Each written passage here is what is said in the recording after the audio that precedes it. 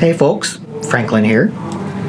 Today for me is all about swatching. I will be swatching and swatching and swatching and swatching and swatching and then resting my fingers and then swatching and swatching some more. I'm afraid that I can't show you what I'm swatching or tell you what it is or even tell you which yarn it is in particular, because this is a work project, and so the yarn company prefers that everything stay hush-hush until the pattern is released. And so yeah, I have to keep mum. A lot of my knitting is like this. If it's for work, it's very top secret.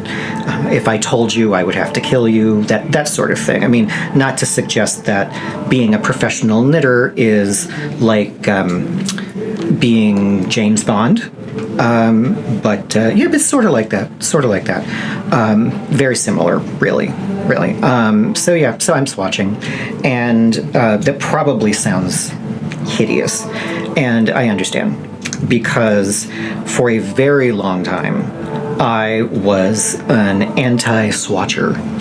And in fact, I made a glib little comment once that still gets thrown in my face. I was trying to be cute about swatching, and so I wrote an entire little screed about swatching and how swatches lie. That was my final verdict, was that swatches lie.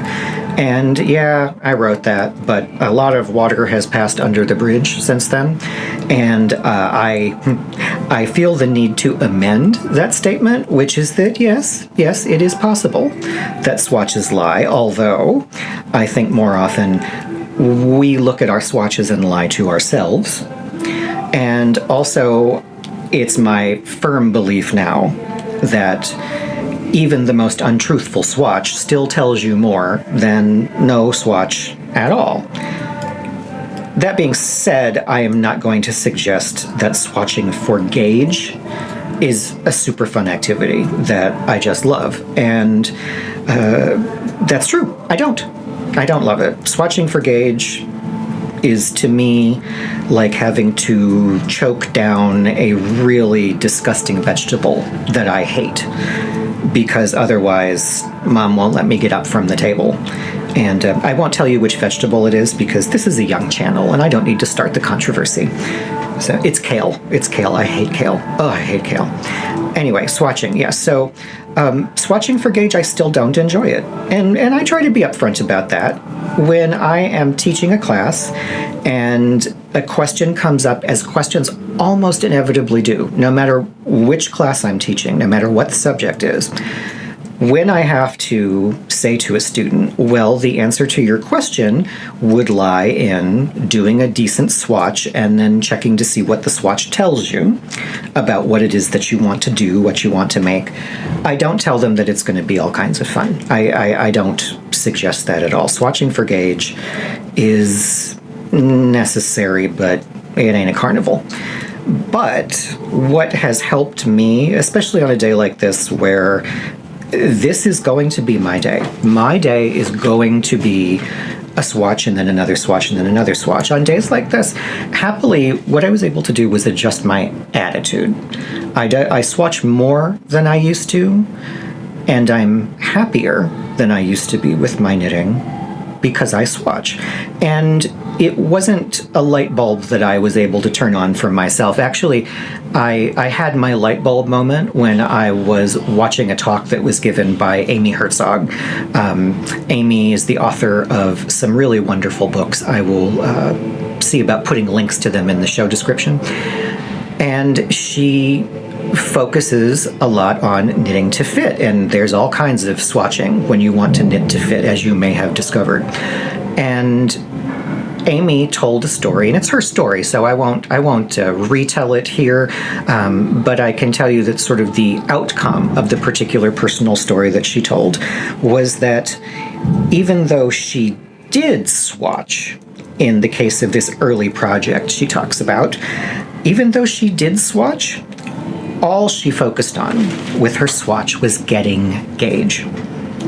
She, like me, had been told that that is what swatching is for. You swatch to get gauge. But with this particular project, what Amy realized and passed this realization on to me and everybody else in the audience was that's not the only reason we swatch. We also swatch to see if we are going to get a fabric that we like. Get a fabric that we like. I don't know how you feel, but to me, that is a much more appealing and interesting prospect than trying to match a number printed in a pattern. And when I started to rearrange my brain so that I could think about swatching that way, I'm checking to see if I get a fabric that I like.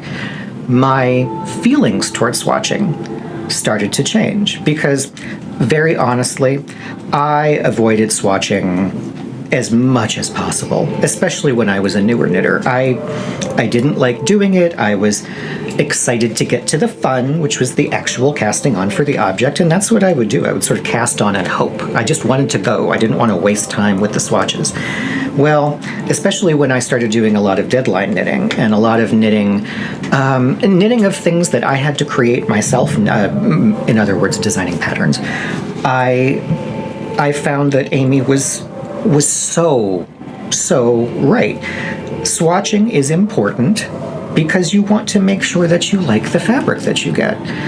Part of it, even if it's a plain swatch, even if you're just knitting some garter stitch or some stockinette, part of it is you're just trying to see what is the difference between the yarn worked up and the yarn in the ball or the skein, because I am sure that at least once you've had that experience of, well, it looked like such and such in the skein, but then when I knitted up, it was like this instead. You got to check on that. And then beyond that, swatching can be really playful. And I know it's not so much so if you're following a pattern, but certainly if you have an idea about making something for yourself that isn't being followed exactly from someone's pattern, or if you have a yarn that you've bought, I know that you've done this, a yarn that you've bought just because you like the yarn with no pattern in mind, it gives you the opportunity to think about, well, what might you like to do with it? Because it so often happens that, well, you bought a sweater quantity of it, but then you knit it up a little bit and you find out, I don't think I want to wear this as a sweater. I thought I did, but now I don't. So that's how I try to think about swatching these days. It's part of the creative process. It's not the box I have to check like a good little boy before I'm allowed to go on to the fun. Yeah, it's part of the fun, or at least that's how I try to think of it. And it is amazing how getting a grip on your own mind and telling yourself quite firmly that we're going to have a little attitude adjustment. When I say that to myself, actually, it sounds like my mother speaking to me, because I heard that from her a lot when I was a kid. When I make the effort to make an attitude adjustment, good things happen. I find that I actually don't waste time. I save time. Now that I have become someone who's made peace with swatching, I swatch more, and because I swatch more, I have fewer false starts. And I have been just the prince of false starts for most of my knitting career. It's not uncommon for it to take 3 or 4 attempted runs before I finally get the project to click and catch on. It catches on faster when I swatch, and I swatch more when I think of swatching as a little bit of pleasure instead of a punishment. So that's what I'm thinking about today, because today will be all about swatching and swatching and swatching and swatching for me. And I would probably have to drink heavily in order to get through that with my old attitude. But with my new attitude, I'm just going to knit and knit and knit and listen to something nice and probably eat a lot of chocolate.